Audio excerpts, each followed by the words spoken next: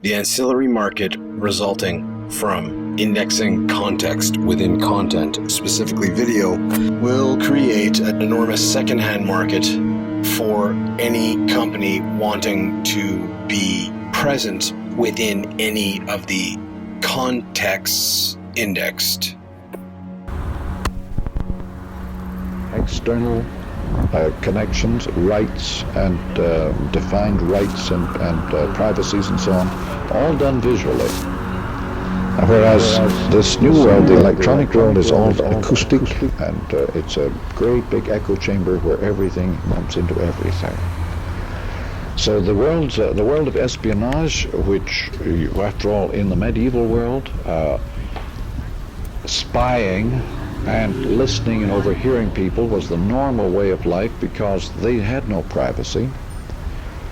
In medieval courts, palaces, and villages and so on, there was no privacy. Everybody lived in public all the time, surrounded by servants, surrounded by everybody. And there was no more privacy than there is in an American home. There's no privacy in an American home. The American is a very peculiar person. He goes outside to be alone. He goes inside to be with people. Whereas all the other people in the world go outside to be with people and inside to be alone. But this is the exact reverse in America, and the reasons are very complicated. But I happen to know the reasons. It took me a long time to find out why. But anyway, it's changing now. With television, the outside is coming inside. And people now go outside to be with people. That is, the young people do. The kids do. But their parents don't. The parents still go outside to be alone. And an American goes to a movie to be private. And that's why he will not tolerate advertising in a movie. Whereas a European goes to a movie to be public, and he has advertising. On the other hand, he will not tolerate advertising on radio or television in his home. Google and Amazon have filed patent applications that outline an array of possibilities for how their devices could monitor more of what users say and do. The information the devices obtain could be used to identify a person's desires or interests, and that data could then be mined for ad targeting and product recommendations. This is happening amid a growing data scandal involving Facebook and Cambridge. This is too much. But we will put up with advertising in our homes, but not outside. Conversations are not being had by people. So it's crazy, and at least it looks crazy, but there's a big rationale behind it. It's a hidden rationale. Well, let's come back then to Copernicus.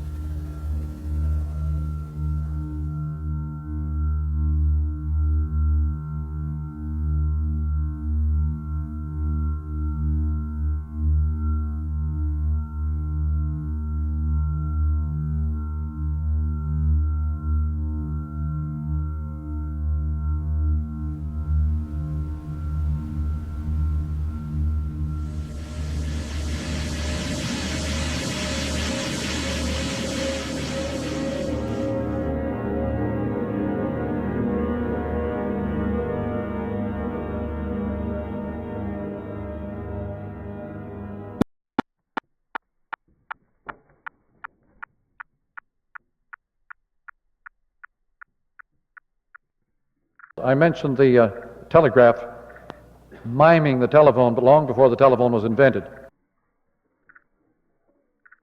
The higher the definition of the image, the closer you go to hardware.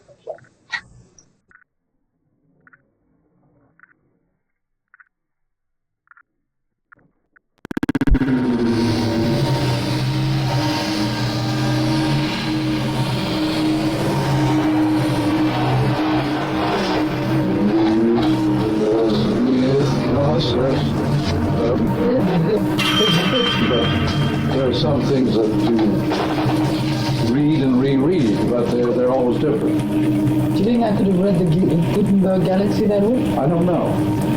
But actually, you see, all you need for the Gutenberg galaxy are maybe a few basic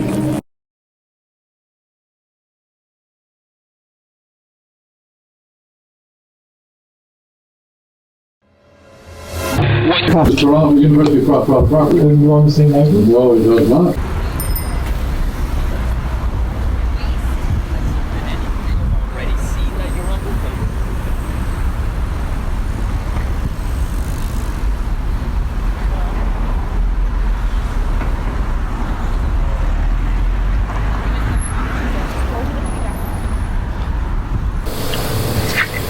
This is U of T property.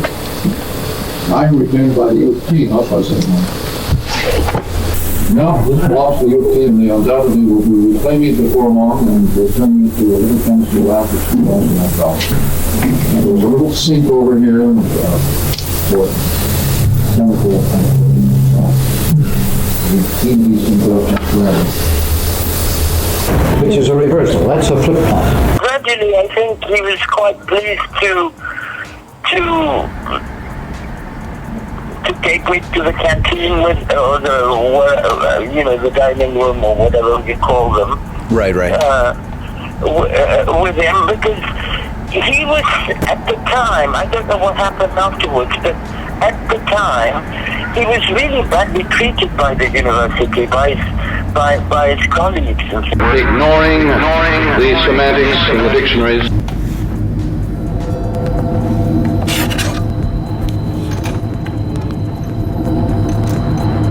Takers of LSD said that is just like LSD. So I've begun to feel that the LSD may just be the lazy man's form of Finnegan's Wake. It enraged the whole community. Not his students, but everybody else. He got thrown out. They gave him $68,000 to walk away to his cell. And he took it. He knew he could have stayed. He said, I could have stayed and fought, but it would have been a horrible fight, and it would have cost me a good deal of legal fees. It would be very unpleasant. He'd already done enough fighting. The fact is that the advertising community was enraged to have their activities exposed. Coke suck. 350 million, still two parties, 15 genders, you know. It has to be a stranger and have a philosophical dialogue.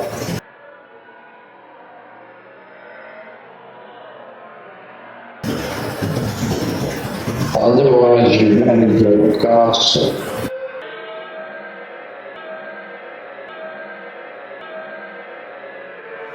Speaking of cooking, there was a gourmet from Virginia who went to Boston. That's interesting. That's very difficult to imagine for a sighted person. Well, when you say imagine, you mean visualize. That's all we mean by That's imagine. right. Absolutely. You cannot visualize the non-visual. Visualize and conceptualize. And the first thing he said to the cabbie was, take me where I can get scrod.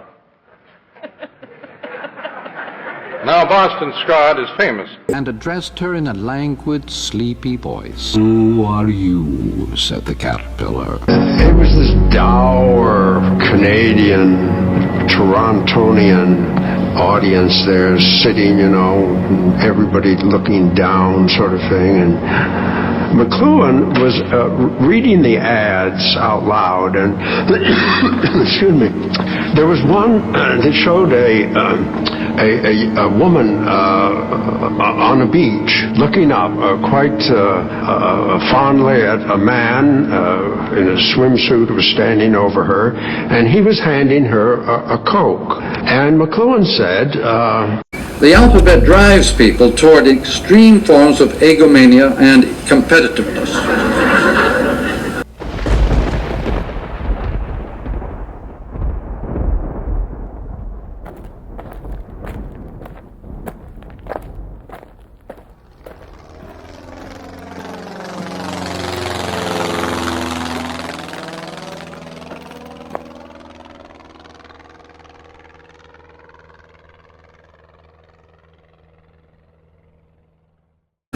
But that is only by people who take it seriously.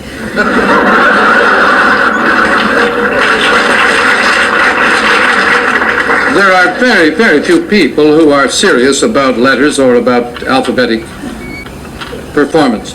It's a tiny group of specialists. But the In general, though, there is an effect side effects on many other people. But the really intense. This stuff is great. It's hilarious. McLuhan was quite the comedian at times. Yeah, interesting person. Gathered over years.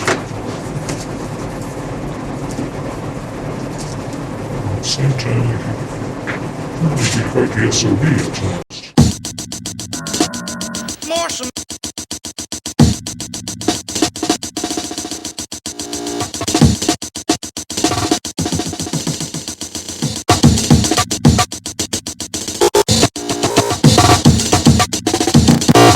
Marshall McLuhan.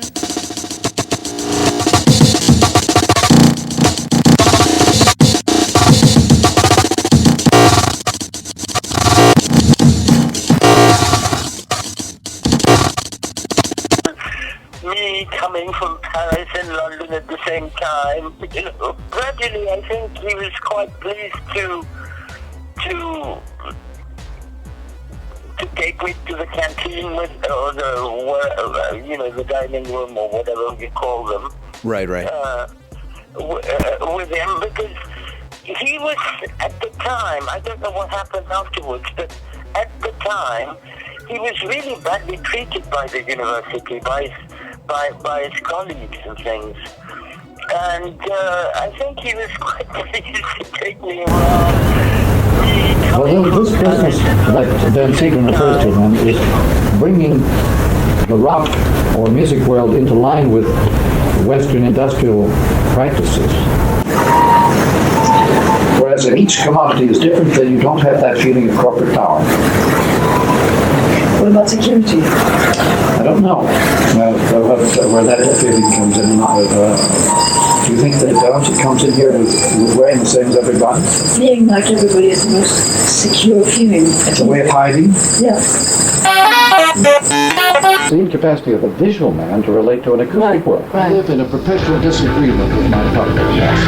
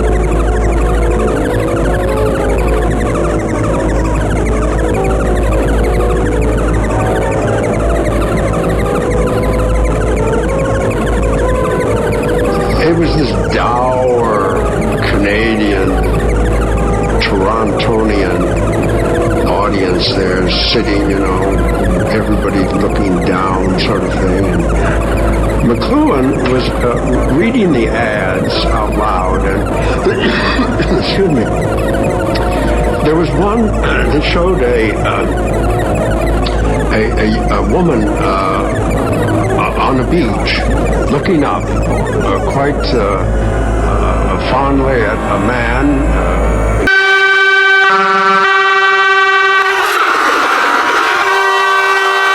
I make the discoveries. There's a book by Thomas Kuhn called The Structure of Scientific Revolutions, in which he observes Scientists have, as he points out, through 2,500 years of Western history, tended to oppose all scientific discovery whenever it has been made. People don't like anything new, anything that requires adjustment. A poet can learn more history in a single instant of any. There was one that showed a historian can make him a woman on a beach looking up quite fondly at a man in a swimsuit was standing over her, and he was handing her a Coke. And McLuhan said, he can disapprove of every moment, but he goes on listening. He knows what's going on.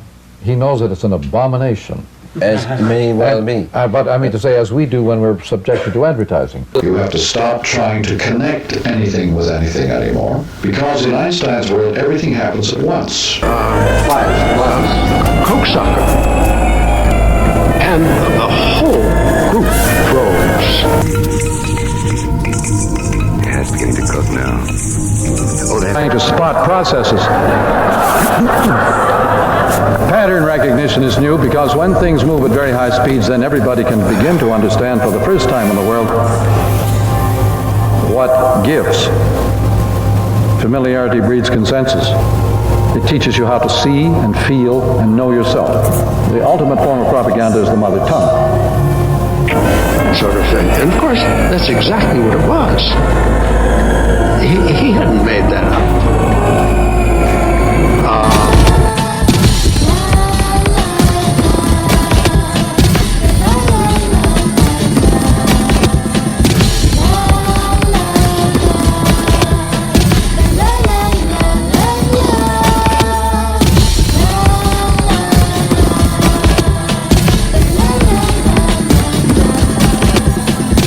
A little gasp went round the circle.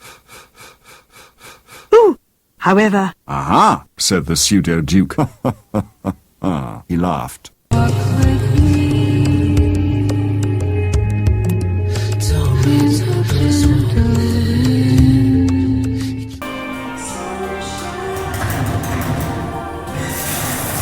Some of my puns are trivial, and some are quadrivial.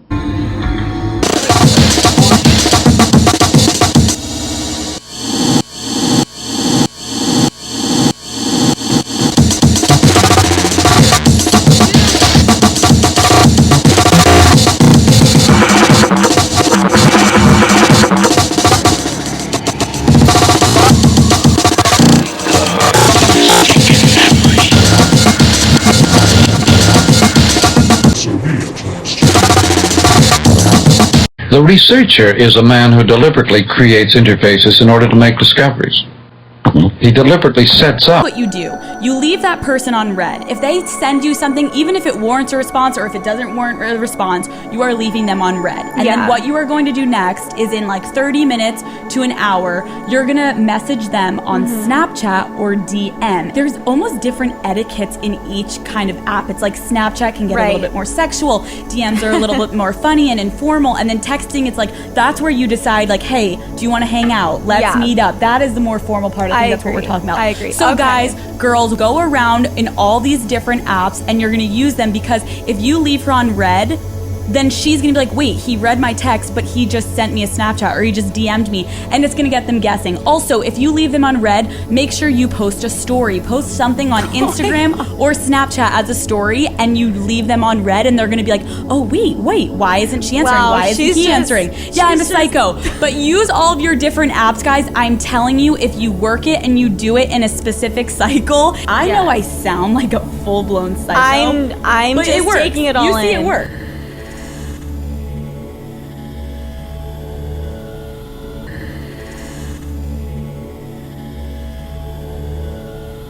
All right. Sets up situations that will mutually irritate one another until they suddenly get a flash. Insight. Yes. The real gripe we have about the beats and the hippies and the teenagers and teeny boppers is that they're so primitive. That's right. And we're trying to force them back into a literate context and sort of down rover. And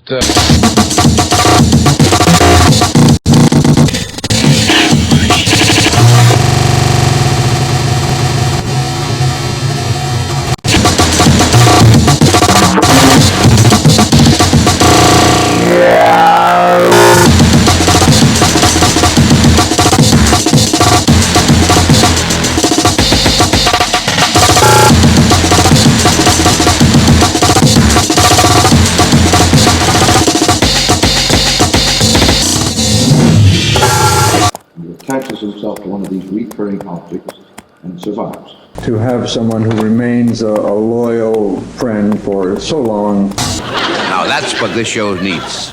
More whimsy. Oral tradition emphasized memory and training. We have no history of conversation or of the oral tradition except as they are revealed darkly through the written or the printed word. The drama reflected the power of the oral tradition, but its flowering for only a short period in Greece and in England and illustrates its difficulties. The oral tradition soon phased itself out. Minerva's owl is the opening essay, and that, means it's Hegel's phrase that the owl of Minerva takes its flight at twilight. Oh, yeah. When things are just about over, then wisdom is born. This is right off, it's a bias of communication. Yeah, I'm doing a book called The Second God. Yeah, is there any relation to the first one? Marshall McLuhan, what are you doing? Whence did the wondrous mystic art arise of painting speech and speaking to the eyes, that we by tracing magic lines are taught how to embody and to color thought? Well, it's the same thing in any place. It's this whole insight into the fact that this was a hidden environment, this habit of thought. Writing did not merely record language, it was a totally new medium of expression and communication which the spoken word came in turn to imitate.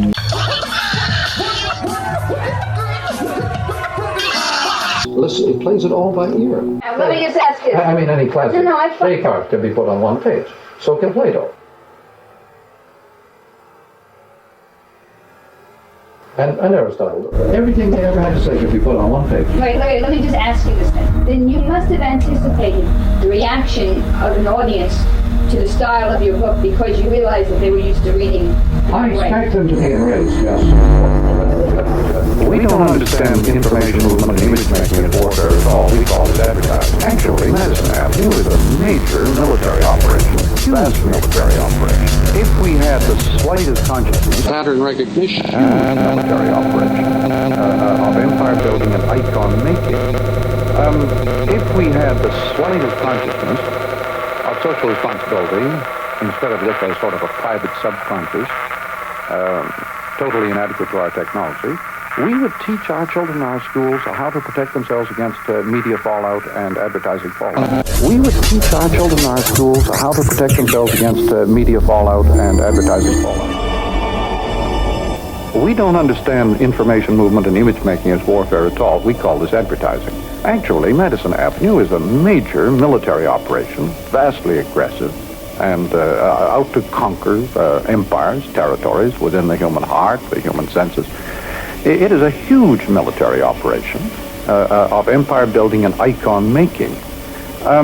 If we had the slightest consciousness of social responsibility, instead of just a sort of a private subconscious, totally inadequate to our technology, we would teach our children in our schools how to protect themselves against media fallout and advertising fallout.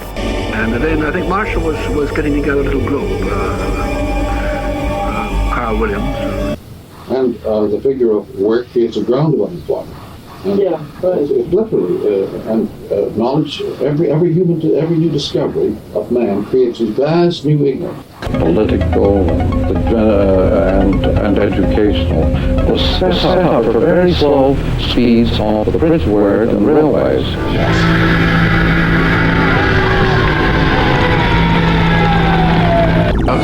Cokesucker. And the whole group froze. Which occurred with the advent of the written word. Well, it's the same thing in any place. It's this whole insight into the fact that this was a hidden environment. Of the written word. This habit of thought. The word became the static symbol, applicable to and separate from that which is symbolized. It now belonged to the objective world. It could be seen. It was a thing. Now came the distinction between being and meaning. Baby, this thing is bigger than all of us. Of painting speech and speaking to the eyes, that we by tracing magic lines are taught how to embody and to color. Understand for the first time in the world what gives. Familiarity breeds consensus. It teaches you how to see and feel and know yourself. The ultimate form of propaganda is the mother tongue. sort of thing. And of course, that's exactly what it was.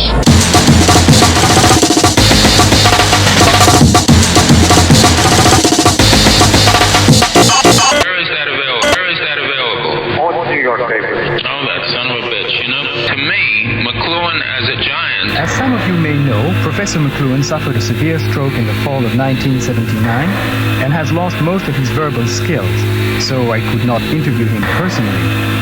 However, I was able to interview his wife Corinne in his presence. You will notice later on that he participates in the conversation, almost speechless. I spent a lot of my time building boats. But with the full energy of a spirit who cannot be abated by the worst fate.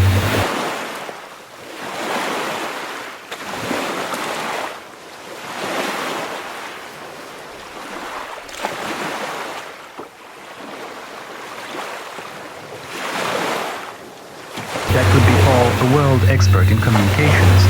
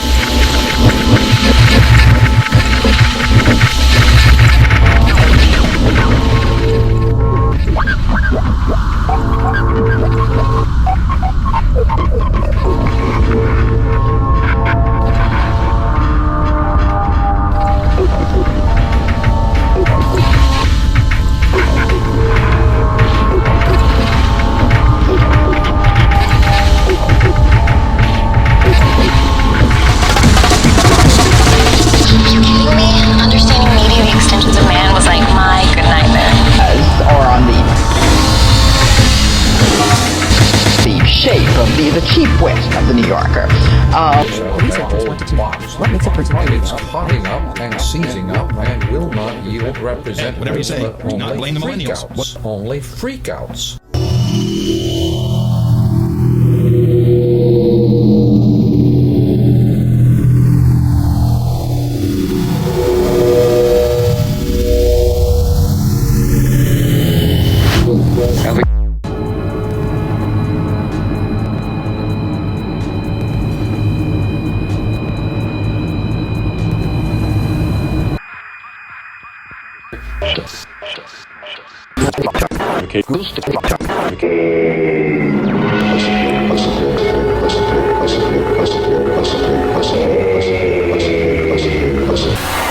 All baseball, they're all purple. Yeah.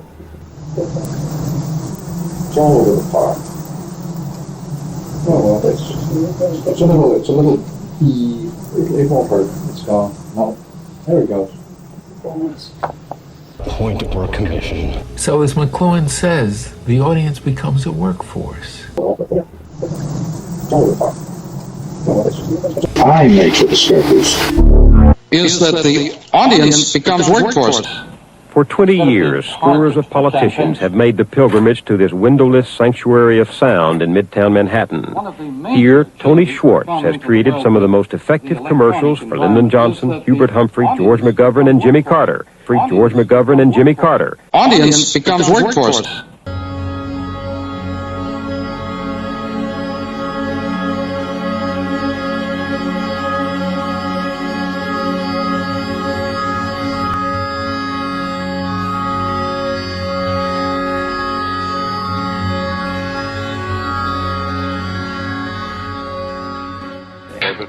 West 56th Street. 455 West 56. Yeah. All times present. Well, let us begin our electric environment. Whether Macy or somebody else sells the toy doesn't make any difference. Pero ayudar como, o sea, nosotros lo que hacemos es solo ayudarlos a que tengan más clientes, solo por. Yes, I know just what you want. At Schoenfeld's on Lexington Avenue. Only $8.50, a wonderful bargain. Schoenfeld's? We don't carry that brand, but I think Gimbel's does. Let me see. Yes, here it is. I thought I noticed it before. John Fells, I don't get it. Oh, I keep track of the toy market pretty closely. Does that surprise you, sir?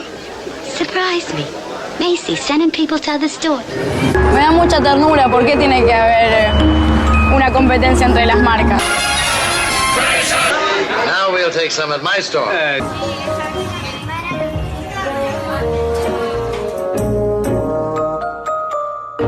Well, listen, I want to congratulate you and Macy's on this wonderful new stunt you're pulling. Imagine sending people to other stores. Public service ahead of profits. And consequently, we'll make more profits than ever before. You said it. Imagine a big outfit like Macy's putting the spirit of Christmas ahead of the commercial. It's wonderful. Well, I'll tell you, I never done much shopping here before, but I'll tell you one thing. From now on, I'm going to be a regular Macy customer. Personally, I think it's a wonderful idea, too. Because I know guys come on your show sometimes and you see them and they look good and you want to know what they're wearing, but you're too afraid to ask. You think so?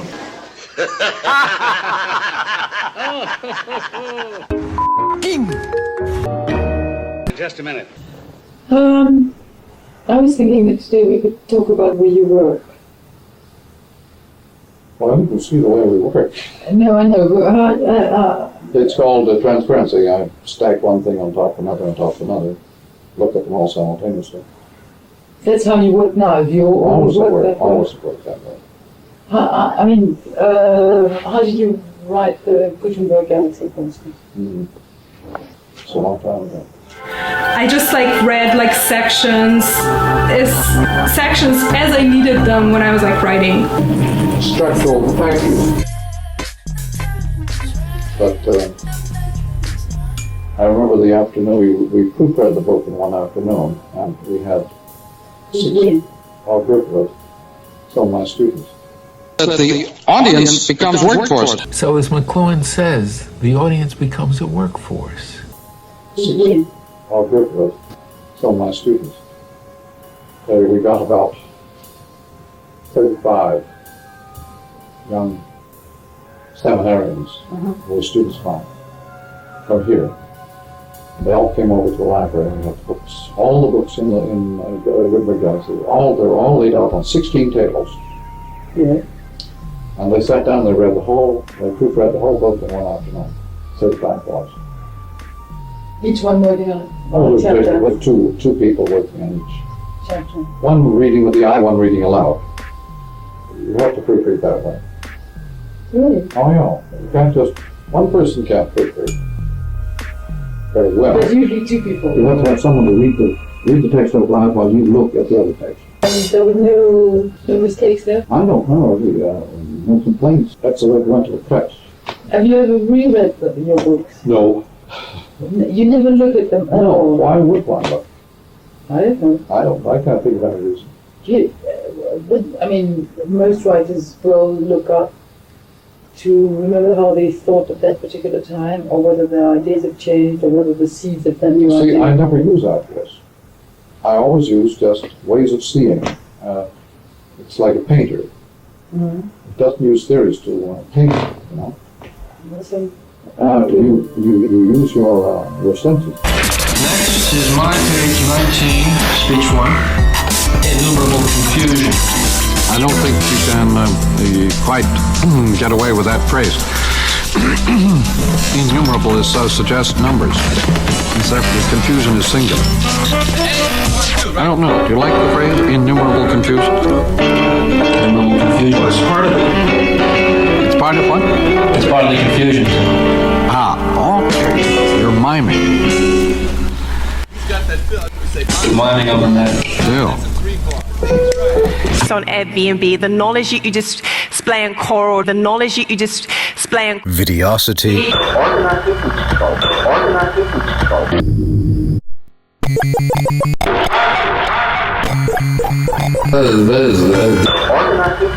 The ad off. This is.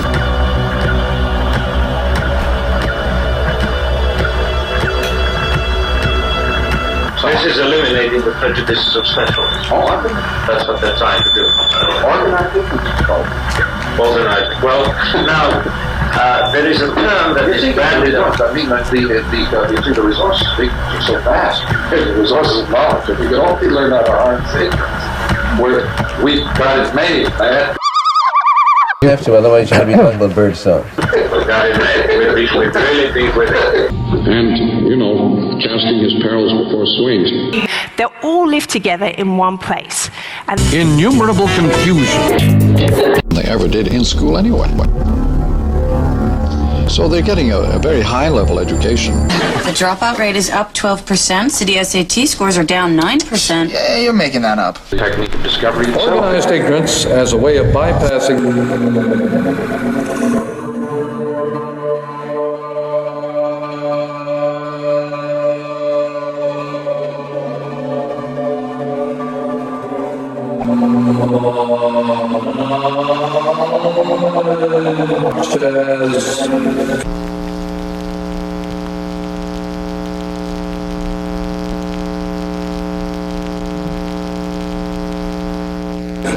confusion and as block to discovery brings me on to the subject of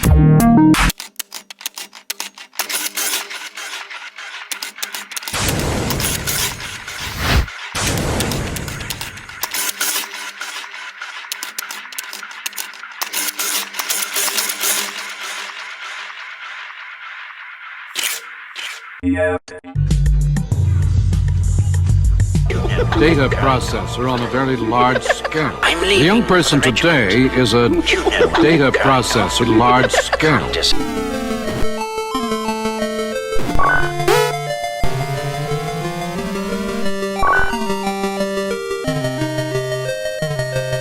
Will you take me to Winnipeg? I will, someday. Toronto, Montreal, Quebec, Winnipeg. And New York? Sure, New York. Unethical to inquire about a fellow patient, but how is his lordship? His lordship? The Bishop of Winnipeg. Oh, you know the bishop. My aunt's first cousin. I heard you were treating him. You know, you're behaving just like I did last Tuesday night in Winnipeg. I'll talk about the general strikes in Seattle and Winnipeg. and with all its effects,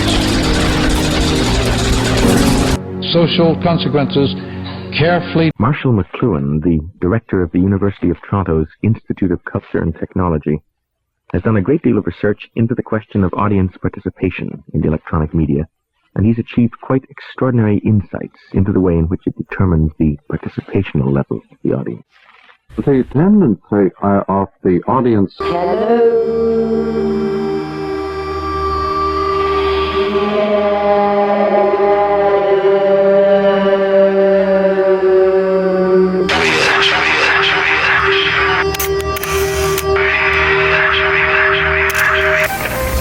We are moving into a world where women will be the only power. The power of giving effect without thinking.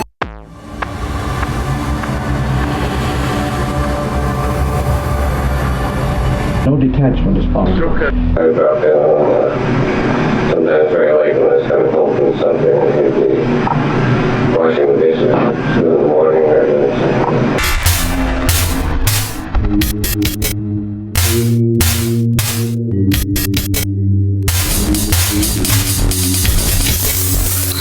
David Carlton Williams.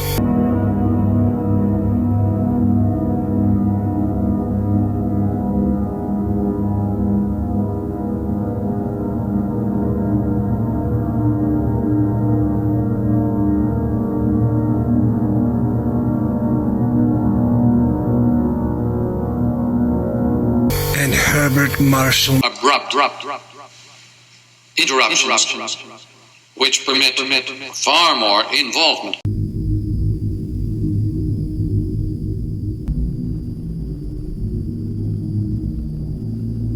Well, then we're not heading for the apocalypse.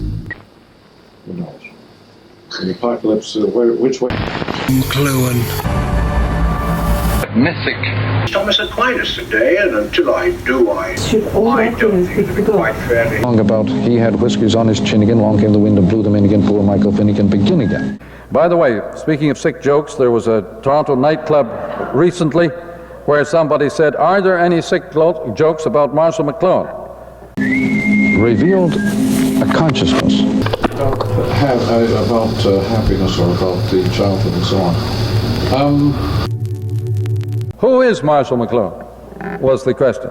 Well, that's supposed to be a sick joke. Are there any sick jokes about McLuhan? Who is Marshall McLuhan? What is the grievance behind the sick joke? Well, when I was a kid, I spent a lot of my time building boats. Oh, yes? Yes, I was a carpenter. I thought I was an engineer, and I went into engineering. Yeah. Well, we started. No, that's what I was interested in. I mean, how many thoughts can you cram in your head? It isn't a question of how many thoughts. The fact is that when you confront the page at that speed, you apprehend it as a gestalt.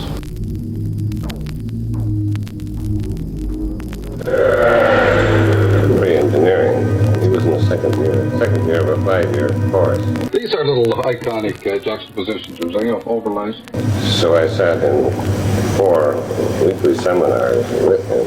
There are always seminars in which the instructor never quite kept control of the McLuhan's tendency to... I'm delighted to have an opportunity to broach these subjects in a group like this. Of course, it belongs to the Negro culture. Take command. It was very Sculptural approach to the page. And that which originates in the South, yes, it does. And the Beatles and the whole English thing. The fascination of life to me is the exact opposite that I find in Socrates and St. Augustine and St. Paul, all those people who lived before printing. It's merely a transference of Southern Negro jazz blues culture into a British medium. You feel that the Negro has profoundly influenced Southern speech? I think it's the only thing that contributed anything to well, no. I think a certain kind of Elizabethan English contributed most to Southern speech. It's an old dialect form. On the subject of, is television possibly discouraging something that's very valuable? Do you privately feel that perhaps it is, for example, killing conversation, making it impossible for people? TV makes possible talk shows.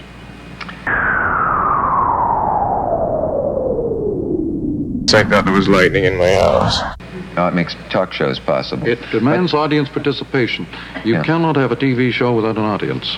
But they don't do any of the talking. They sit there and they participate the way they do in football, and without a public, there is no game. And I'm not wanting to take over the show. You go ahead. How will Right Now be transmitted later? Oh, you weren't, nor were you accused of that. You know, maybe I can't ask you this thing then that I've thought of asking you. Easterbrook likes to talk of your taking over seminars and becoming the professor. For Edmonton, yeah. Do you remember that? That early age? Every moment. He remembers that you would captivate discussion in such a way that the professor became obsolete. You never know what you're going to encounter next. Somehow we got on instant playback just now before we came back. I thought that Mr. Sayers would be an ideal person to have a word about the effect of the instant TV playback on a football game. Not before writing. Oh, well, if you like. By the way, there's a wonderful book by Eric Havelock called Preface to Plato, in which he just mentions in passing that what Socrates' great contribution was to the dialectic was the ability to say, would you mind repeating that, please? Somehow we got on instant playback just now before we came back. I thought that Mr. Sayers would be an ideal person to have a word about the effect of the instant TV playback on a football game.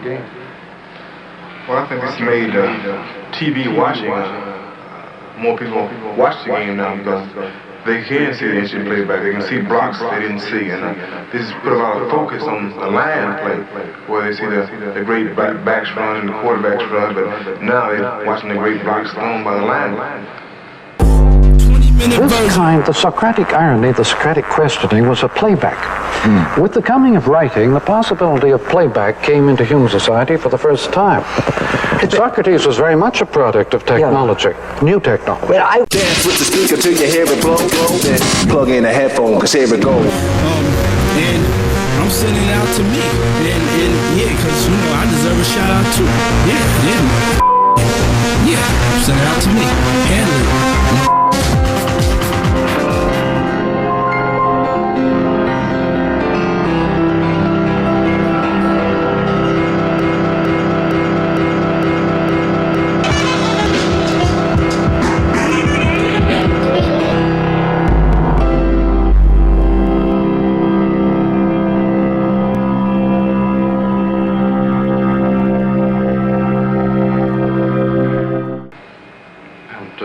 This makes the audience more participative in the game. No question about it, it does. When Cubism came in, 1900 or so, it was called multi-locational. Unaware, I've been aware that there has been a hang-up here, but unaware of why. This Mrs. Equitone is really a very useful bit because the whole British upper class mimic, with voice, they mimic the world of printing. This puts the lower classes way down because they still retain many of the characteristics of pre-print in their voices. So the class structure in England is quite simply simulating print with the voice. Tell dear Mrs. Equitone I bring the horoscope myself. One must be so careful these days. Now, Equitone, notice, is the name of speaking in prose.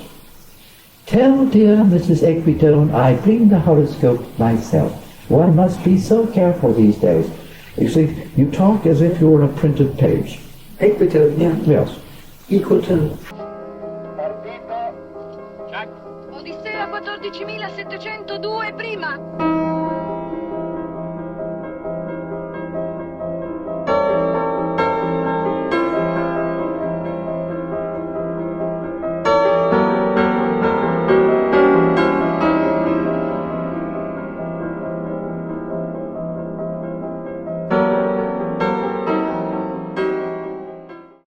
That is, this is a group of people that move from total non-literacy into post-literacy at one step.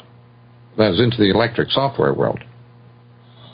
They bypassed the whole hardware world. Do they have television stations? Do you know that Masters never mentioned one word about entertainment? Radio, TV, movies, not one word was mentioned. Then what post-literate world have they gone into? Our world. The 20th century is post-literate. It's electric, you know. We don't know whether they have television. We're not there. We're not in the 20th century. Oh, no, somnambulating away in the 19th. Oh, sure. We're still wandering around in the 19th century. This New York City is completely 19th century.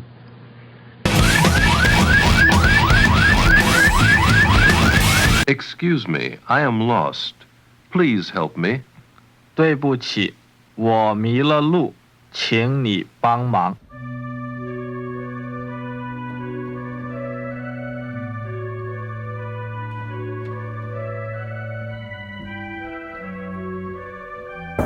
Margaret Mead told me that she once took, I think she said, 6 or so paper bags on her books to the Admiralty Islands, and by chance, some of these natives had opened them, and they were absolutely amazed. They said, they're the same. It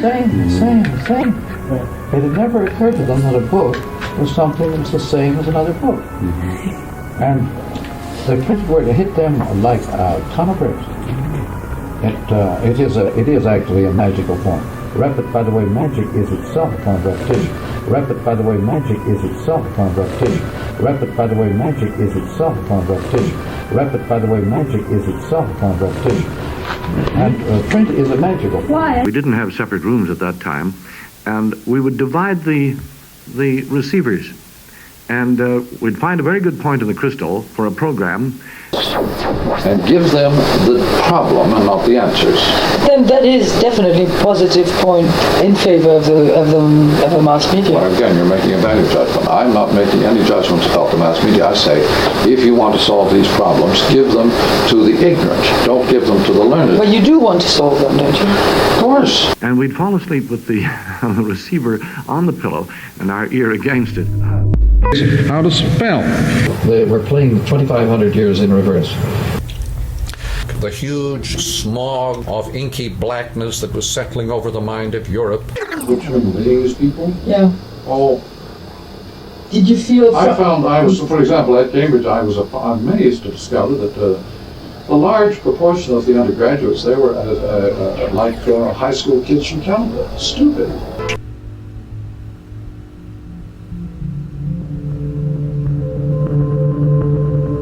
The first right of every man in civilized society is the right to be protected against the consequences of his own stupidity. Now, what he was saying was that the ordinary modes of human living and endeavor create nothing but chaos. And if you want order, you have first to start with the fact of human stupidity and greed and nonsense, and put them in order. When you moved your lips. What is the nature of your thoughts, gentlemen, when you say fuddle-duddle or something like that? God, you... On another occasion, after one of... forgive me. We were talking about some astounding statement that some New York literary intellectual, this was the 60s, had made. I think it was Susan Sontag on the occasion in which she said that white people are the cancer of the human race. I think that was, and Marshall's comment to that was, well, he said, you know, moral indignation is a standard strategy for endowing the idiot with dignity. Hey, is that funny to you people? Where somebody said, are there any sick jokes about Marshall McLuhan?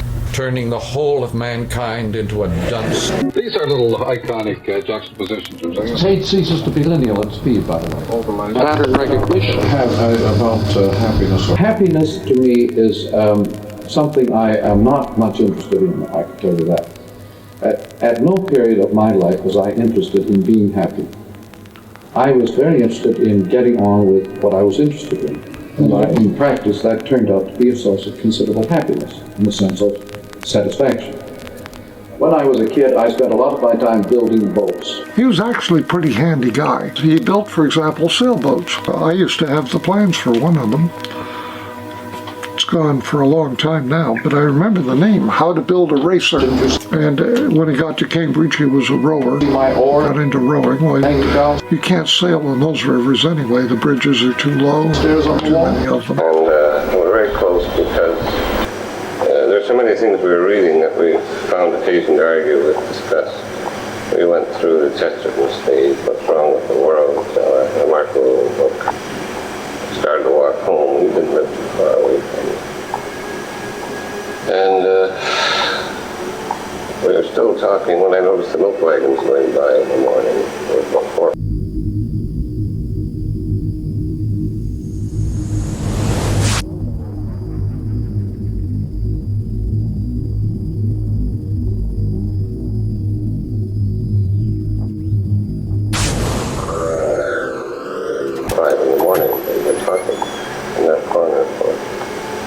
Roughly 4 to 5 hours somewhere, completely unaware of time and the genius of Chesterton and his paradox.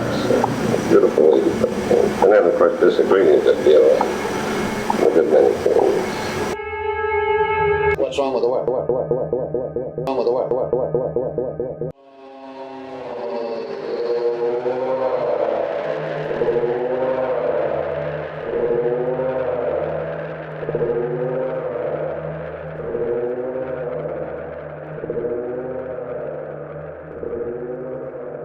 That's, I think, true. Except, again, that I had luck. I met people, too. but it was mainly a literary activity. A book by Gilbert Keith Chesterton, What's Wrong with the World? Yes, handed to me on a Winnipeg street by Tom Easterbrook.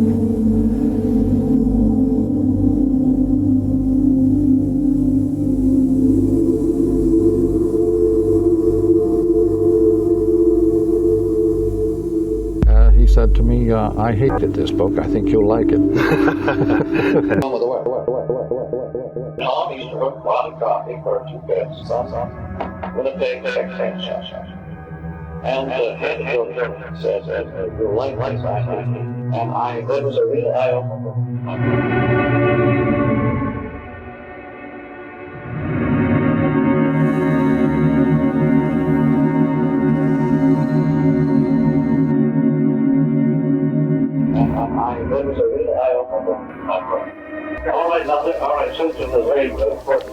So as you live in smaller and smaller space electrically, why things that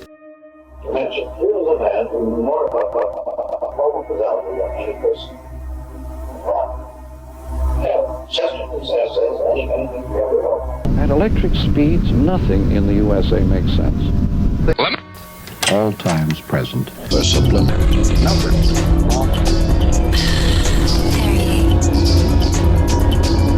I was a network administrator for the NSA.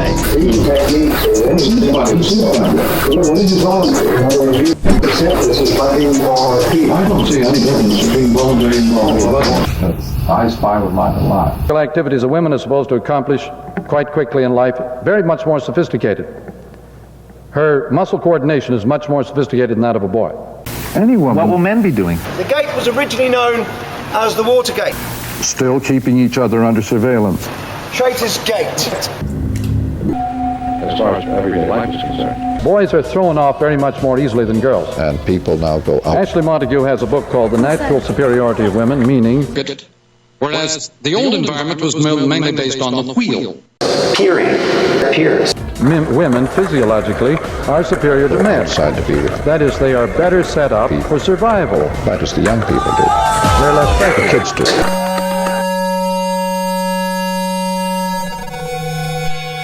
We spy by eye. That's what a spy means, and espionage means using the eye. Something that begins with S, and then your job is guess what I spy. But no, the Western man is a visual spy, and he prides himself on the private eye. So our detectives are called private eyes. It would be meaningless to a Russian, a private eye. My gosh. But because they're all public, but they do the same job. No, but they don't use the eye. They listen. Prior to that, I was an analyst. Before that, I ran tech support for Microsoft Word.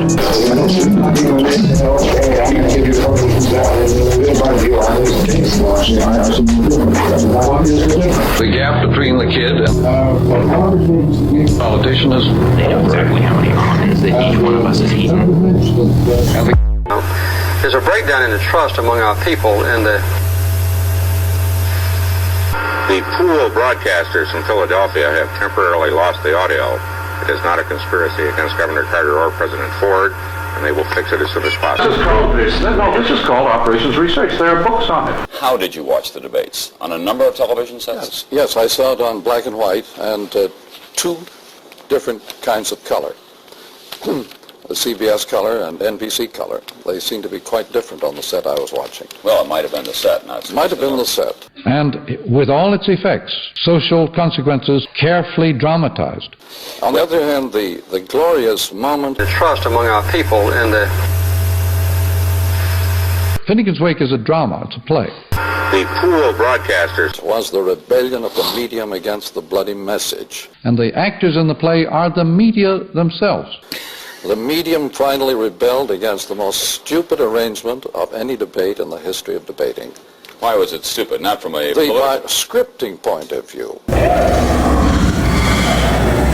The satellite worlds put around the globe puts a proscenium arch. The whole of the planet becomes a stage. All the world's a stage now, literally. Shakespeare at the globe said all the world's a stage. We on the globe now see. Scripting point of view. All the world's a stage. Things that man had forgotten long ago. Hidden ground is destroying them. Is looking at the new electric as a body. It's always based on intense awareness of a public purpose beyond hope. You always assume that the public is absolute. But we now live electrically in a non-Euclidean world. The Euclid has been phased out because the eye has gone back into the rest of the sensorium. He says aphorisms representative of knowledge broken to invite men to inquire farther. I've taken children's recordings and shown that their concept of media is identical with their concept of God. Anyway, Look, now that's very important. The discovery that when you're on the telephone, that is the God that is dead. That is the only one that is being observed. The Newtonian universe, the God who manufactured that universe, is dead. That's what Nietzsche meant. You see, I was studying the effects of the church in literature, in history, in society. The discovery that when you're on the telephone or on the air, you don't have a physical body. Yeah. When you don't have a physical body, you don't have an identity. When you don't have an identity, you don't have any morals. Is the old Renaissance book religion versus new software masquerading as mystical body. So we've lost all, not only goals and objectives, all gone, but our ethics are gone. Now, as the private ethic disappears and private morals disappear, there suddenly comes a strange new need for public morals. This is the tribal. The tribal man demands absolute integrity of the chief, no fooling around. And the kids today don't give a damn about private ethics, but they are very deeply concerned about public ethics. This is pure hypocrisy on their part, but they don't know any better. But the sudden flip, as you permit people anything privately, then suddenly public morals gets awfully tough. The electric. He's not really threatened by the immigrant. They blame the immigrant. Oh, yes, exactly. The data is not very strong on that. So what? If computers can do it better than us, then what's the difference? Paranoia, though, comes from the Which makes it phasing out of the American way of life by electricity. In an electric information environment, minority groups can no longer be contained, ignored. Too many people know too much about each other. Our new environment compels commitment and participation. We have become irrevocably involved with and responsible for each other. And so that's where we're heading, into a world of tight public morality and total immorality in the private sector, which is tribal. Tribal man doesn't have any private ethic. He has taboos. There are a few taboos, but there's nothing private about them. So from now on, our morality is going to be survival kit, and the tribal chief has to be perfect because their survival demands that. So going with that revolution then is we mentioned from hardware to software, which is the end of the old industrial age. The big business today is espionage, not making motor cars. The big business today is designing environments, designing huge social service programs that affect everybody. The designing of environments. Since Sputnik, the only thing you can design now is the whole planet. I believe. Dagwood is very, very weak Dagwood. Don't think you'll find any more panic about communism in North America. Well, it's receding, but... No, we've already moved over into communism. The new software environment is sort of tribal communism, isn't it? On a huge scale in North America, in the sense of accepting socialist services in the 20th century. So I mostly seem to IG Story. Politics have moved completely into show business, and increasingly so since Watergate. It is big show business. Totally. Policies no longer matter because whether your electric light is provided by Republicans or Democrats is rather unimportant. Is rather unimportant compared to the service. Debunking serious things and serious people. Erasmus's praise and following, Rabelais' Gargantua. These are Menippean satires that are debunking serious people. I'll send you this article that was done on the Carter and the media.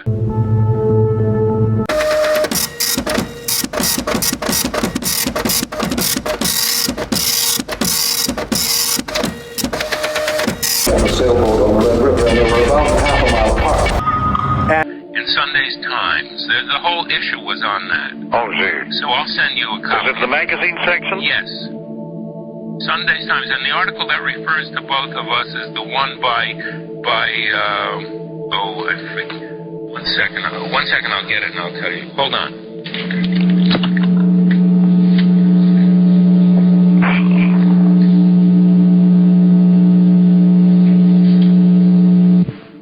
Yeah, and they quote you, Jimmy Carter's a personification of Marshall McLuhan's cool image. Yeah, and they quote you, Jimmy Carter's a personification of Marshall McLuhan's cool image. Not surprisingly, the Canadian Oracle is another fan of the president's video persona. But Mr. McLuhan was also among the first to warn of the dangers of playing with the cool fire. Citizens of the global village can be burned by television, even presidents and presidential advisors. Yep. That's what they say. Anyway, he says they use my book as the Bible down there in the White House. Well, good. The mind, remember, works much faster than electricity. Eric Goldman on the program The Open Mind. The speed of light is very slow compared to the speed of thought. Professor McLuhan said that you don't discover... Literally. The speed of light is not a fraction the speed of thought. In your experience. Because Dali only creates enigmas.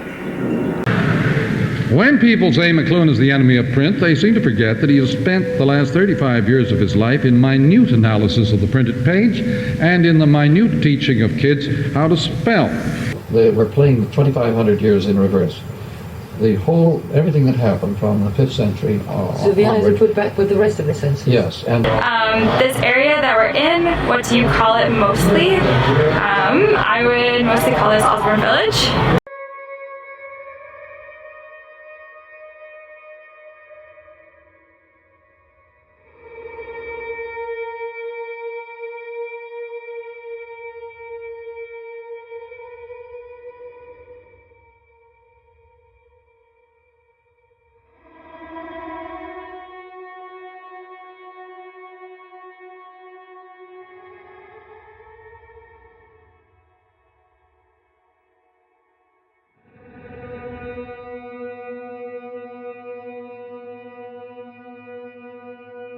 Statistic that will reassure all those who live in a state of anxiety about the future of print or the book. In the first place, let me say that the book will survive because of Scripture. Yeah? I see McLuhan as a 60s person in a way, where he was right for the 60s. What do you think he would be doing today? If he were here today, would he be saying the same stuff, or have things changed? No, he's a 60 person. 2060. That's when the crowd's going to know what he was saying. 2060, maybe early. On page 41, there's that image that looks like Confusion Corner. a rowboat on the Assiniboine. This could be anywhere in Winnipeg, Western world, with regard to the rowboat on the Assiniboine. By the Assiniboine or the Red River. Well, of course, I was brought up in Fort William, which is not too unlike. Well, actually, it's a totally different terrain. The soil is different. Yeah, it's not like this. I agree. This is now this is. Of course, this is. Saskatoon. Don't tell me it reminds you of Fort William Harbor. No, it doesn't. It's too picture-sweet. Yeah, that's right. Picturesque. Picture what? Picture-sweet. Squeak. Oh, I see. Well, now this is literally the picturesque. And the picturesque consists in jumbling the senses. But using a point of view, as using nature as if it were a picture. Literally. That's right. It's where the word came from. Making with nature as if it were a picture. This could be anywhere in Winnipeg by the Assiniboine or the Red River. On a sailboat on the Red River, and they were about half a mile apart. After school. For a while on the one river. And when I went after school, after I finished delivering my papers, I could go down to the Red River and sail. And I did these things all the time. How old were you then? Because society is really to blame. 2060, maybe early. That's when I was 6 years old, or 10 years old, or 12 years old. I would make these statements at dinner table. I always had ways of seeing that have been unconventional. As a small child, was told at the dinner table over and over again by my father, would you get up and say that to a group of men? Of course, because you said things like yes, that. because unconventional things. Like, can you remember? No, because I was only 6 or 8 years old. But I would say, of course I would say it to a group of men. Naturally, why not? It's true. Now, very few people want to know anything. They feel they already know anything. All they need to know, they already know. So if you have anything to say at all, it's going to be very upsetting to them. And so, since I have always had ways of seeing that have been unconventional, as a small child, was told at the dinner table over and over again by my father, would you get up and say that to a group of men? Of course, because you said things like yes, that. Yes, because unconventional things. Like, can you remember? No, because I was only 6 or 8 years old. Because it happened all the time. It wasn't just once in a while. And my father was a pretty good sample, you see, of a middle of the road man, a flat-footed, sort of middle-of-the-road person, a non-intellectual. He liked arguments. They asked me, by the way, in the press conference the other day about the newsletter, isn't some of your thinking transcendental? And I said, yes, most of it's incidental. When people get close together, they get more and more savagely impatient with each other. Well, why is that? Because of the nature of man? Confusion. Things happening many levels at once, as in a myth.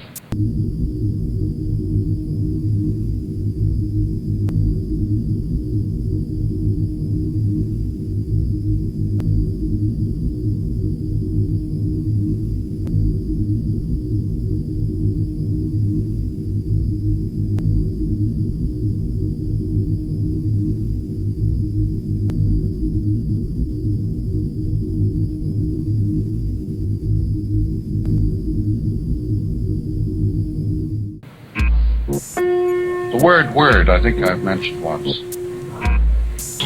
is mythos in Greek. Word is myth. In an information age, the whole culture becomes word. Gonna get them guessing. Also, if you leave them unread, make sure you post a story. Post something on Instagram or Snap. Quote, we are the sex organs of the machine world. You know, that one day we... Okay, I'll buy that. Yeah, McLuhan was brilliant. And that quote has always been one of my favorites. Because, okay, what are we doing? The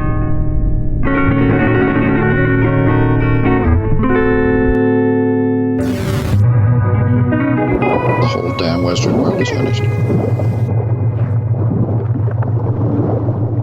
Everything that happened 2,500 years ago with the discovery of writing, at least phonetic writing, every pattern that developed from that world of the visual orientation of man, all the laws, all the philosophy, all the individuality, all the civilizations. The period of the Civil War, the big electric event that was dawning on the world was the telegraph. The telegraph had become commercial by about 1840 and had a profound effect on news gathering. Don't attach yourself or your civilization, your culture to it, and look at what it is. All the civilizations, literally civilization, the ideas that grew out of that world. The Chinese ideogram is a wonderful instrument of unified sensations. It is so richly unified that most people in our 20th century have begun to study it very carefully as a corrective to our highly specialized alphabet. And the visual space is the space in which the eye operates, where no two things can be in the same place at the same time. And this is one of the strange results of electronic circuitry, in which you have everything going on at once, including no division between actors.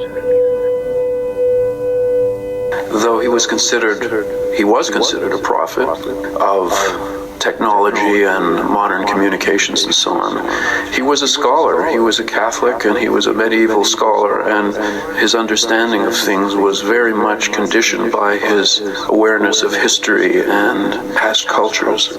Something about McLuhan, I think, that was misunderstood by a lot of people who thought he just was thinking only forward and not backward. backward as well, but he was really a great medievalist and historian. And between actors, audience, and authors and readers. Literally civilization, the idea of the citizen that grew out of that world.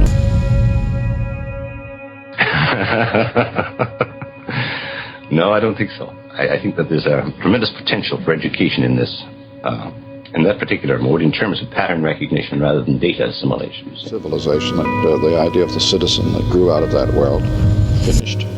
ただの機械なんだぜ。それは差別発言だ。発言の撤回を要求する。僕たちは非迫害主義者だ。被害にないよ。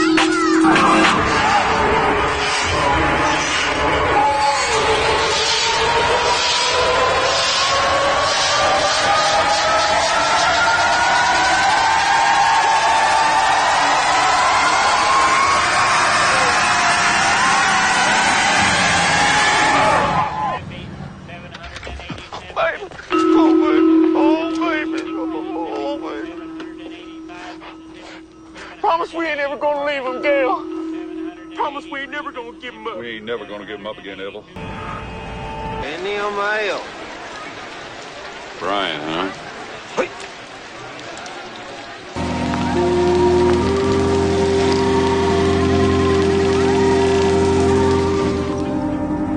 And at some point, I think that technology is going to fuse with us. Yes. And we're going to become... It's already happening. Yeah. And Elon Musk talked about it on my podcast, that we are cyborgs. You just carry it in your pocket. It's a phone. It answers any question you want. You can talk to it. It'll give you the answers instantaneously. It navigates you. Mandatory magic. Sure. Sure. You mean say? I'd like to call myself a unicorn. That's the kind of item I put in the dictionary. An unidentified flying object is an intellectual world. Which, an unclassifiable verb. Service environments have taken the place of political policies. Service environments have taken the place of political policies. Service environments have taken the place of political policies. Yeah. The fact is that the idea of sex as a consumer commodity, the love goddess assembly line, came in with Hollywood. It began with the assembly line of the 19th century. It reached its peak with Hollywood, and the real world pouring off those images. I'm right in this, Philip.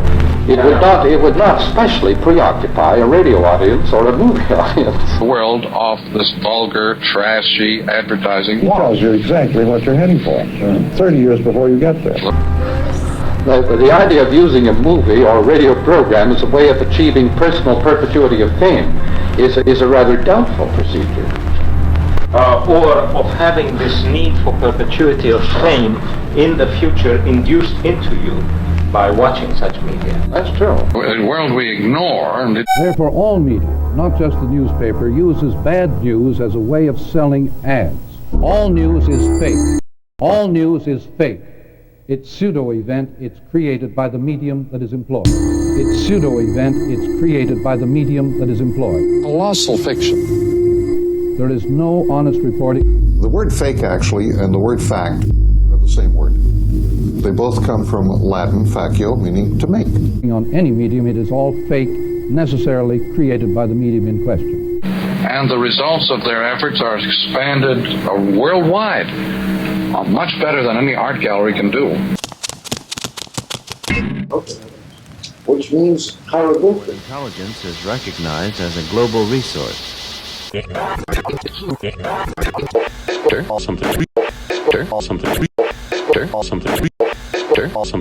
I understand.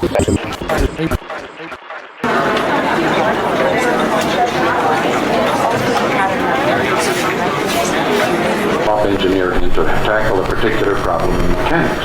You bring in people from biology and psychology. You bring them in from all over the mess. Period. A tribal grouping of human beings by electronic speed has taken over a corporate family from the little nuclear family. No, I these days I just stay in and read Amazon reviews Most people read ads about things they already own. of things I already own. So the kids today no longer feel limited to their little private families. They now feel part of a very much larger family. Going too far. Since most of the effects...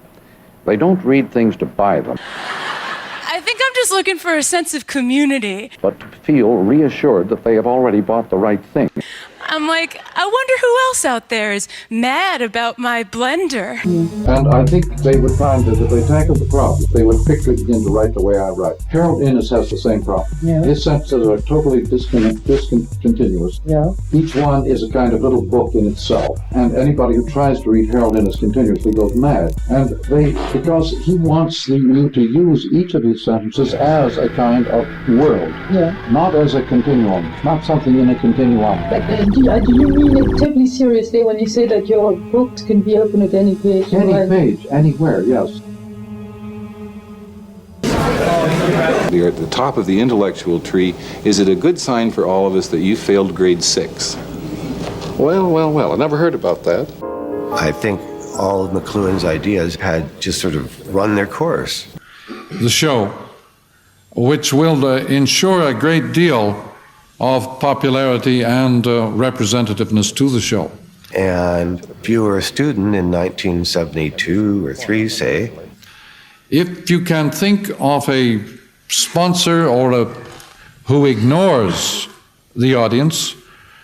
Are you going to take Marshall McLuhan's class? Oh, I don't know. It's kind of passé. Maybe the CBC in Canada. So that means a big bureaucratic organization which feels it's quite above the needs of the audience. And so it creates a great many unpopular shows. He undergoes brain surgery and the doctors remove a benign tumor the size of a lemon. And that affected his thinking. How could it not affect your thinking? I wouldn't say they're especially interesting. They're just unpopular.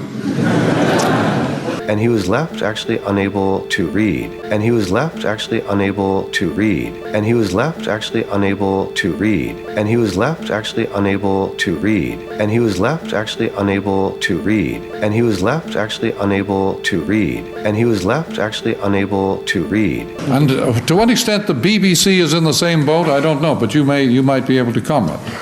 You did fail grade 6. No, I didn't. Our research made an error? Yep. Linear thinking again.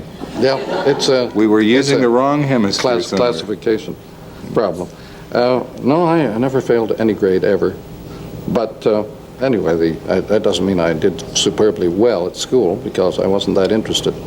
In school? No, I wasn't very interested. But you've become interested. I've got interested since then. Marshall McLuhan, you must come back on another evening, and I'm going to start tomorrow brokering you for the CBC. We'll get it in a whole study of Marshall McLuhan looks at Canadian politics. I think so. That's fair enough. I'm going to pause briefly and be right back. Okay, so you say that Gladstone was at Confusion Corner. I've seen an aerial photograph of it. It's where Confusion Corner streets now all intersect. But one of the peculiarities and unexpected results of the speed up of electricity, telegraph, and so on, one of the strange effects on writing was an understanding for the first time of the creative process.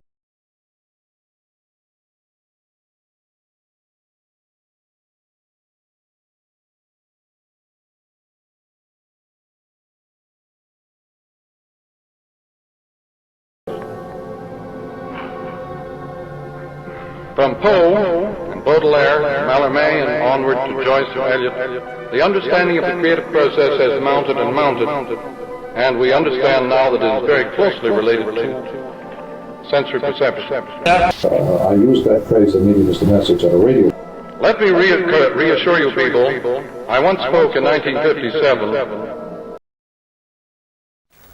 TV is... In June, to the radio broadcasters. The radio people. I was a radio con. At that time, they were terrified of the coming effects of television. The radio medium is unique, and the medium is the message.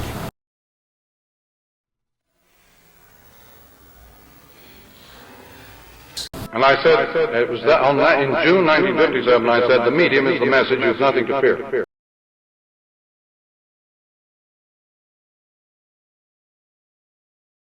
Does that apply to the I can say that to you. you.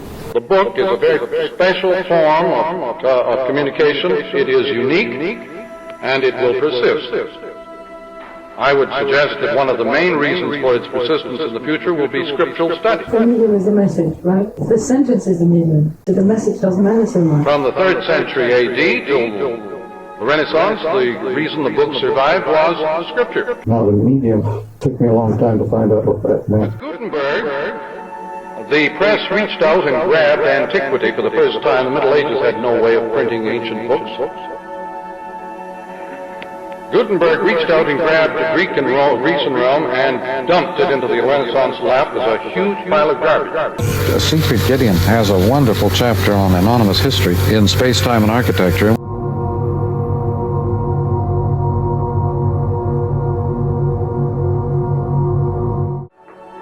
And it kept creative minds very busy dealing with garbage for a long time. Artists love garbage and slums. They hate suburbs and tidiness. No involvement. So the future of creativity is colossal in the world of garbage. Yes? You're a difficult author to read. It took me quite a while. I was right, but I didn't know why. So you do believe in intuition very much? Well, after all, it just means seeing. That was a very great point. Discovered unconscious, as opposed to unconscious space. Who cares? You mean psych? I'd like to call myself a UFO. An unidentified flying object with an intellectual world. An unclassifiable verb.